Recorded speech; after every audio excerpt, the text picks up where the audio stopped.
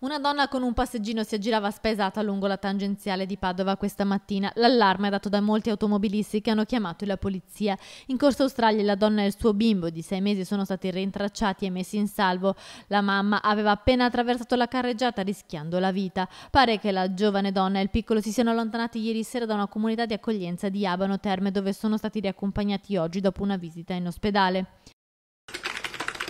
Nella notte manomesso il bancomat della Banca Nazionale del Lavoro in piazza Insurrezione a Padova. I malviventi hanno posizionato una tessera nella bocchetta d'uscita delle banconote in modo tale da impedirne l'emissione. Appena le persone si allontanavano, convinte che lo sportello fosse guasto, i ladri portavano via i soldi che rimanevano invece bloccati.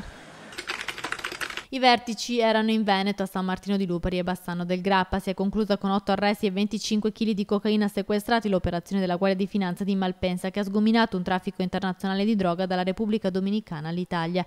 I 2 dominicani, ritenuti gli esponenti di spicco dell'organizzazione, quelli che organizzavano il trasporto della droga e reclutavano i corrieri, sono stati arrestati proprio tra le province di Padova e Vicenza.